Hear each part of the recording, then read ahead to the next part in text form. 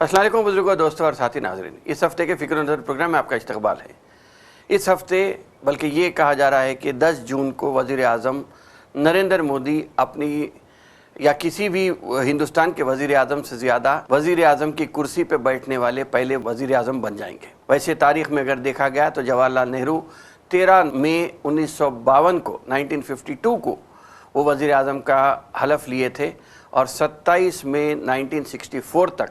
अपने आखिरी सांस तक वो वज़ीर आज़म रहे। उनकी मियाद ये थी और दिनों में अगर इसको देखा गया तो 4398 दिन वो वज़ीर आज़म की कुर्सी पे बैठे रहे। और इसके बाद इंदिरा गांधी का नंबर आता है जो 1966 में अपना ओहदा संभाली थी और 1977 तक वो वज़ीर आज़म की कुर्सी पे बैठी थी और अपने फ़राइज़ अंजाम देती रहीं। इस बार ये कहा जा रहा है कि 10 जून 2026 को वज़ीर आज़म नरेंद्र मोदी 4399 दिन अपने पूरे करके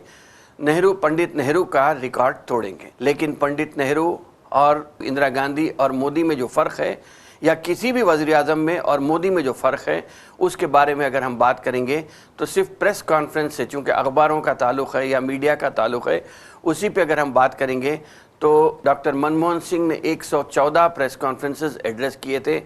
जिससे वो अपने स्टैंड को क्लियर करे थे।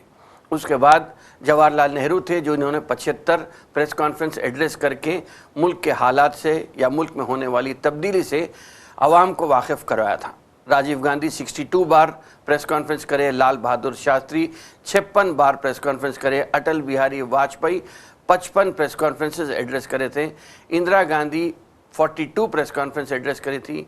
PV Narasimha Rao 40 press conference या 40 प्रेस कॉन्फ्रेंस एड्रेस करे थे। और ये लोग अपनी मियाद को भी अगर हम देखेंगे तो ये कम मियाद के लिए वज़ीर आज़म की कुर्सी पे थे, लेकिन ये लोग इतने प्रेस कॉन्फ्रेंसेस या मीडिया से मुखातिब करते हुए मुल्क के हालात से या अपने प्रोग्राम को जारी रखने की जो बात थी उससे वाकिफ़ करवाए थे आवाम को। लेकिन नरेंद्र मोदी आज 4399 दिन होने के बाद भी एक भी प्रेस कॉन्फ्रेंस को या आज तक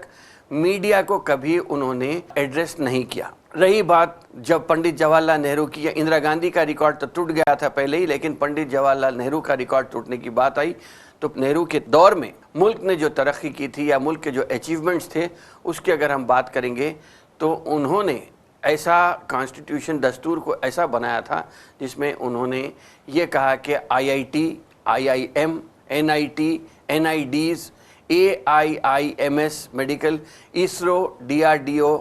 एटॉमिक रिसर्च सेंटर और इलेक्शन कमीशन इन्हीं के उसमें हुए थे। अगर हम इसके अलावा भी अगर हम बात करेंगे तो ऐसे बहुत सारे चीज़ें हैं जैसा कि 5 ईयर प्लान की बात हो या एशियन गेम 1951 की बात हो या अनटचेबिलिटी के ऊपर जो जुर्म बनाया गया था उसकी बात हो। ऐसे बहुत सारे चीज़ें हैं जो पंडित जवाहरलाल नेहरू के तौर पे आए थे। अब अगर हम देखेंगे तो मौजूदा वज़ीर आज़म श्री नरेंद्र दामोदर दास मोदी के बारे में अगर हम बात करेंगे तो आज मुल्क किन चीज़ों से गुज़र रहा है। नोटबंदी अपनी जगह थी, GST अपनी जगह है और इसके अलावा अगर हम देखेंगे तो ऐसे बहुत सारे ब्लंडर्स भी हुए हैं या बहुत सारे अचीवमेंट्स भी बोल सकते हैं आप, जिसमें यह है कि सबसे ज़्यादा आज बेरोज़गारी अगर है तो वो हिंदुस्तान में है। तकरीबन 40 करोड़ के करीब लोग बेरोज़गार हैं। इसके अलावा हाईएस्ट फार्मर सुसाइड्स की अगर बात करेंगे, जो किसान खुदकुशी कर रहा है, किसानों की आमदनी डबल करने की बात थी, लेकिन आज हिंदुस्तान में सबसे ज़्यादा किसान अगर ख़ुदकुशी कर रहा है तो इसी 10-12 सालों में जो तादाद बढ़ी है उसका कोई हिसाब नहीं है। इसके अलावा कम्युनल वायलेंस के ऊपर अगर बात करेंगे तो 2002 में जिस तरह गुजरात के फसादात हुए थे उसके बाद से जगह जगह कहीं दाढ़ी के नाम पे, कभी टोपी के नाम पे, कभी गोश्त के नाम पे, कभी बीफ के नाम पे, बहरहाल मॉब लिंचिंग ऐसी होती आई है जो ये इसकी नज़ीर पहले कभी नहीं मिलेंगी। इसके अलावा स्मार्ट सिटी बनाने की बात थी, लेकिन आज हिंदुस्तान के 10 ऐसे शहर हैं जो बहुत ज़्यादा जिसकी हवा में आलूदगी आ गई है या पोल्यूटेड सिटीज़ के नाम पे आप कह सकते हैं। आज हिंदुस्तान को ये भी कहा जा रहा है कि ख़वातीन के लिए हिंदुस्तान एक गैर महफूज देश है। इसके अलावा जो जिस चीज़ की बात हुई थी वो जीएसटी की बात तो हो गई थी, डीमोनेटाइजेशन की बात हुई थी। रातों रात आपने कल रात से बल्कि आज रात 8 बजे से नोटबंदी का ऐलान कर दिया, जिसके वजह से कई लोगों की जान चली गई थी। बहरहाल ऐसे बहुत सारे चीज़ें हैं जो नरेंद्र मोदी के ज़माने में हुए थे। इसके अलावा अगर सबसे बड़ी चीज़ अगर हम देखेंगे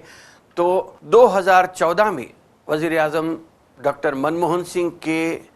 कुर्सी छोड़ने के बाद और नरेंद्र दामोदर दास मोदी के वज़ीर-ए-आज़म बनने के जब उस वक्त हिंदुस्तान के ऊपर जो बैरूनी खर्च था वो 55 लाख करोड़ का था, जो आज 12 सालों में 214 लाख करोड़ रुपए हो गया है, जो हिंदुस्तान मखरूज हो गया है। हिंदुस्तान की हुकूमत या मुल्क की अगर हम बात करेंगे तो ये आज मखरूज हो गए हैं।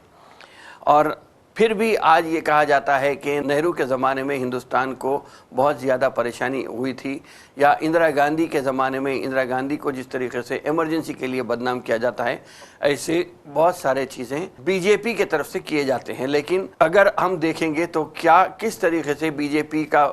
उरूज और ज़वाल की बात है, इसमें इसी हफ्ते जो सबसे बड़ी चीज़ सामने आई थी वो आई थी कि राहुल गांधी जो लीडर ऑफ अपोजिशन हैं, उन्होंने कहा कि इस साल या 1 साल के अंदर नरेंद्र मोदी की हुकूमत गिर सकती है।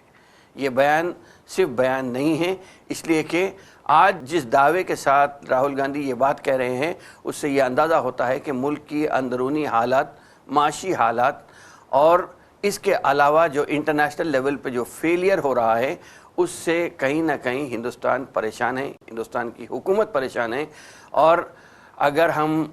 बिज़नेस अखबारात के ऊपर का जायज़ा लेंगे तो उसमें ये बात ज़रूर आई है कि हिंदुस्तान में जो ज़र मुबादला है या डॉलर जितना रहना चाहिए था वो डॉलर डिप्लीट होता चले जा रहा है, इसलिए कि जितने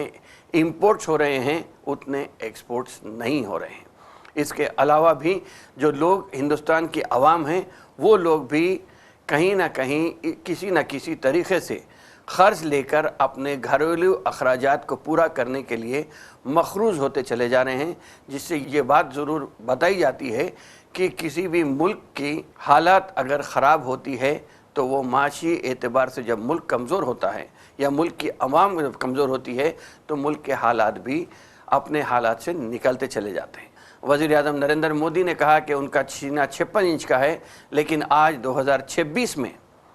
जबकि 6 जून को इस प्रोग्राम के आप जब देखते रहेंगे उसी वक्त आज दिन भर में कॉकरोच जनता पार्टी दिल्ली में आ रही है, अपना पीसफुल प्रोसेशन भी निकालने वाले हैं, धरना देने वाले हैं। उनको जम्मू कश्मीर बल्कि जम्मू के जो जहदकार हैं सोनम वांगचुक, उनकी भी तायद हासिल है। उसको लेकर कॉकरोच जनता पार्टी से परेशान या कॉकरोचों से या जुंगूरों से आज वज़ीर-ए-आज़म नरेंद्र मोदी परेशान नज़र आ रहे हैं। और अभिजीत डिपके जो कि बॉस्टन में तालीम मुकम्मिल कर रहे थे या तालीम हासिल कर रहे थे, वो भी 6 जून को आ रहे हैं। उन्हें तरीक़े से ये कहा जा रहा है कि जैसे ही वो दिल्ली में लैंड करेंगे उन्हें गिरफ़्तार कर लिया जाएगा। हद तो ये है कि उनके घर के लोग जो हैं वो लोग भी अपनी जान के लिए डर के कहीं ना कहीं पनाह लेने की एक कोशिश कर रहे हैं। कॉकरोच जनता पार्टी का जो क़याम अमल में आया था वो ये है कि जस्टिस सूर्यकांत जो चीफ़ जस्टिस ऑफ इंडिया हैं, उन्होंने मुकदमे के दौरान ये कहा कि बहुत सारे लोग हैं जो आज जुंगूर बन के नज़र आ रहे हैं, जो कॉकरोचेस बन के चले जा रहे हैं, जिसमें बेरोज़गार हैं, बाज़ लोग मीडिया भी बन जाते हैं। उसके बाद से ही ये कॉकरोच का एक चलन शुरू हुआ और कॉकरोच जनता पार्टी का इसके बाद क़याम अमल में लाया गया। और कॉकरोच जनता पार्टी आज बेरोज़गारों की पार्टी के तौर पे या मुल्क के हर मज़लूम की आवाज़ बनकर जिस तरीके से आवाज़ एटलीस्ट सोशल मीडिया में गूंज रही है, उससे आज ऐसा लग रहा है कि बीजेपी कहीं ना कहीं वो परेशान नज़र आ रही है। बहरहाल अब देखना ये है कि किस तरीके से, इसलिए कि तृणमूल कांग्रेस की तरफ से जैसे ही ममता बनर्जी को वहाँ से बेदखल किया गया, 27 जगह पे वहाँ पे फसादात के तौर पे मुसलमानों पे, ख़ास तौर पे मुसलमानों पे हमले हुए, उनके प्रॉपर्टीज़ को नुकसान पहुँचाने की कोशिश हुई है और उनके घरों को भी नुकसान पहुँचाया गया है। अब ये किस तरीके से बेरोज़गारों को एक तरफ, हिंदू मुस्लिम की सियासत एक तरफ और मुल्क के जो हकीकी हालात हैं उसके ऊपर कैसा ये कंट्रोल करते हैं या आउट ऑफ कंट्रोल होने के वजह से वो आज परेशान हैं, इसका अंदाज़ा लगाना मैं समझता हूँ कि आइंदा कुछ ही दिनों में या कुछ ही महीनों में मैं समझता हूँ कि हर एक को इसका बात का अंदाज़ा लगाया जा सकता है। बहरहाल ये चीज़ ऐसी है कि जिस तरीके से आज ढंढोरा पीटा जा रहा है कि 15 लाख लाने की बात थी या 15 लाख हर एक के अकाउंट में आने की बात थी, लेकिन 214 लाख करोड़ रुपए आज हिंदुस्तान पे खर्च हो गया है। बहरहाल किस तरह मुल्क को लेके जाया जा रहा है कि हिंदुस्तानियों में नफ़रत फैलाई जा रही है, इसको नफ़रत फैलाने की तौर पे कहीं गाय को इस्तेमाल किया जा रहा है तो कहीं हिंदू मुसलमान का नारा दिया जा रहा है, कहीं किसी और तरीक़े से आज ऐसा लग रहा है कि नरेंद्र मोदी के परेशानी के हालात में योगी आदित्यनाथ भी उत्तर प्रदेश में अपने इलेक्शन की तैयारी में जिस तरीक़े का जहर उगल रहे हैं, उसकी रोकथाम के लिए हमें बहरहाल ये सब चीज़ों को जहन में रखकर अपने आप को इसलिए तैयार करना है कि अब आइंदा साल जब 2027 में उत्तर प्रदेश का इलेक्शन होने जा रहा है, जहाँ पे 400 से ज़्यादा एमएलए के सीट्स हैं और 80 के करीब मेंबर ऑफ पार्लियामेंट वहाँ पे हैं। गुज़िश्ता मर्तबा 40 सीट समाजवादी पार्टी के जीतने से बीजेपी का पूरा संतुलन या बैलेंस पूरा बदल गया था। इसी बार भी अगर स्टेट में इलेक्शन में सोच समझ के मुसलमान और दलित ये दो लोग ही अगर सोच समझ के वोट का अपने हक़ राय दही का इस्तेमाल करें तो मैं समझता हूँ कि पूरी हिंदुस्तान की मुल्क की सियासत बदल के एक अच्छे मुल्क के तौर पे अच्छी सियासत फिर से हमारे पास नज़र आएगी। बहरहाल हम जहाँ तक हो सकता अपनी बात को पहुँचाने के लिए जिससे भी हो जैसा भी हो, सोशल मीडिया के ज़रिए हो या आप रास्त तौर पे अगर किसी उत्तर प्रदेश के आदमी को पहचानते हैं या हिंदुस्तान के किसी कोने में भी किसी को पहचानते हैं तो इन सब चीज़ों से वाकिफ़ करवाते हुए उन्हें आगाह करें कि क्या सही है और क्या गलत है। यही हमारी ज़िम्मेदारी है और अगर हम इस ज़िम्मेदारी को पूरी करते हैं तो हम एक मुल्क को एक पुरसुकून मुल्क बना के आराम से यहाँ पे ज़िंदगी गुजार सकते हैं। बहरहाल इन्हीं चंद बातों के साथ इन अपने ख्यालात को आपके सामने रखा। इंशाअल्लाह ताला आइंदा हफ्ते फिर मुलाकात होगी, फिर बात होगी। शुक्रिया, खुदा हाफ़िज़।